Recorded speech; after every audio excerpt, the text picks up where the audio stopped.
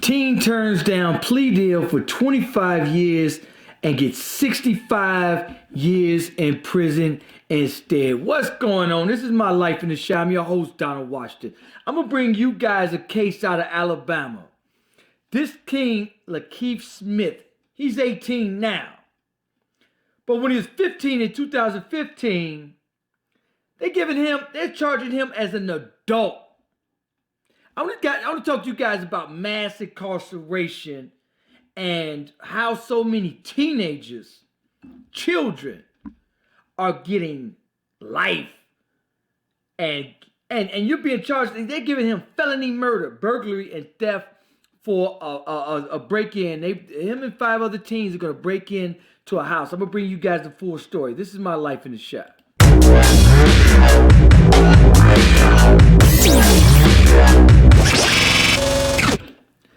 So now, before I bring you guys the story, this is Lakeith Smith. That's him right there. He's 18 now. Now, they were offering him 25 years. But here's the case. He's getting charged with felony murder of a murder he didn't even commit. He's being charged in Alabama under some special law and he's being charged as an adult, which is bananas. Bananas.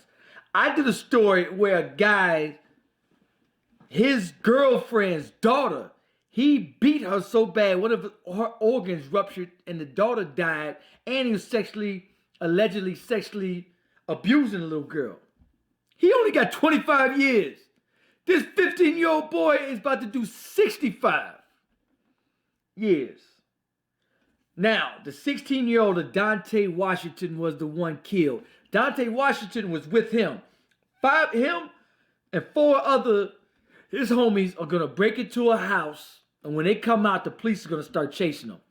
The police say one of the teens started shooting at the police officer, so the officer had to return fire and killing Adante Washington, who was 16. So they're saying, since Lakeith was there, you're an accomplice. And since the police officer had to kill the little boy, you're one of the things that made me do it. So you're getting charged felony murder. I'm gonna bring you guys the case right here. Alabama teenager being tried as an adult has been sentenced to 65 years in prison after turning down a plea deal for 25 years. 18-year-old Lakeith Smith was convicted of felony murder, burglary, and theft under Alabama's accomplice liability law. In 2015, a group of 5 broke into 2 homes just north of Montgomery, resulting in an exchange of shots with police. Smith actually didn't kill anyone, police did, fatally shooting 16-year-old Adante Washington, who was one of the 5 involved in the standoff. But because of Alabama's accomplice liability law, Smith was accused of being criminally responsible for the acts leading to Washington's death, according to USA Today. As the only defendant of 4 who pleaded not guilty, Smith reportedly laughed as he received his sentencing. Commenting on the verdict, C.J. Robinson, the chief assistant district attorney, said, "I don't think Mr. Smith will be smiling long when he gets to prison, because the sentences are consecutive. It will be a long time before he comes up for even the possibility for parole, at least 20 to 25 years. So, 15 years old, charged as an adult. I could see 17. Now, I can't even see that. They threw the book at this young, and this is one of the issues we're talking about, the mass incarceration. Slave labor, the slave trade. Let me show you guys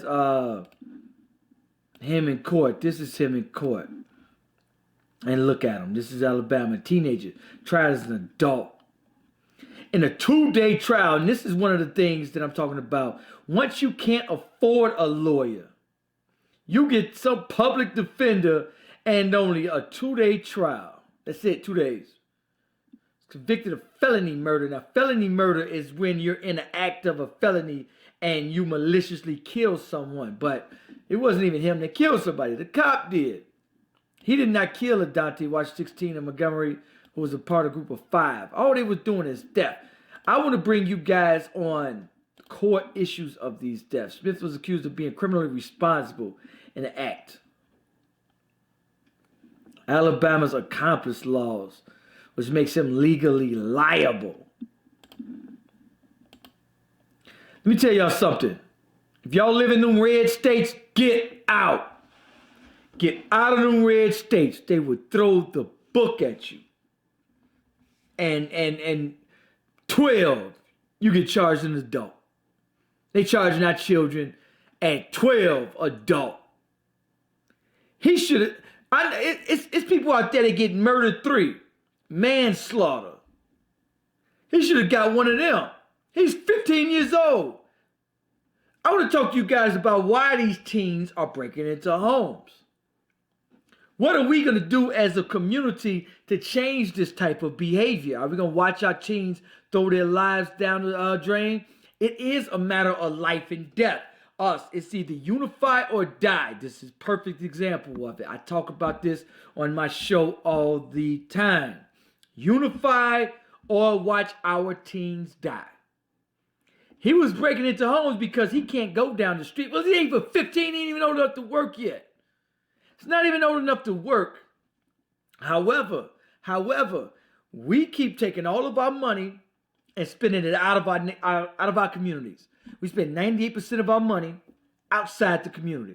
That means 98% of the people in your community drive outside the community to spend all their money because they think their ice is better. Their ice is colder.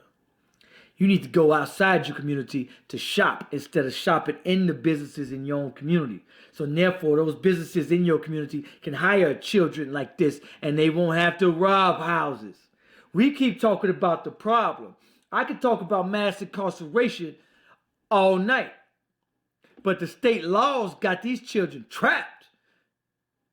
If they're selling drugs, they're doing life. Life. It's people selling drugs. Life without parole, 60, 70 years. But I did a story, child molesters are doing 10, 15 years. One child is dead. This one's, and the other 4 about to do life. About to do life. And it's a tragedy. But we're not willing to shop in our own communities. Shop with the businesses in the community that give back to the community. Now, I know what y'all saying. Oh, we don't have businesses. Even if you have one. If everybody from your community bombarded that one business, everybody, just go there, shop once a week, everyone. Boom. That store can open up 2 more. Literally within weeks. Everybody in the community said, okay, we want to go support that business. Everyone go shop there, spend all your money there. 2 weeks, you got 3 more. Literally within months, you can own the entire community, but we're not willing. We don't have discipline. We're too busy shopping way outside our community for anything. We're backwards people and we lack discipline. That's the problem with us. We lack discipline. And that's why we're not able to have anything. That's it. This is why our children are out here dying. We could cry about the laws all day. We know what they're going to do. But what are you going to do to change your situation and the problems in your community? This is a matter of life and death, and it ain't going nowhere. What they did was, okay, cool. We'll have integration. Okay, cool. But let's write these laws up. They send their children to prison. They break into a house. Let's write an Alabama state special law. If anything happens, if you trip and fall during a robbery, life. That's all they do. They want to get you, they just write a new law. Okay, they united. Let's write a new law. It says if you unite and talk about uniting, that's an act of treason. That's what they're doing. Anyway, understand the solutions. The solutions are shop at the businesses in your community.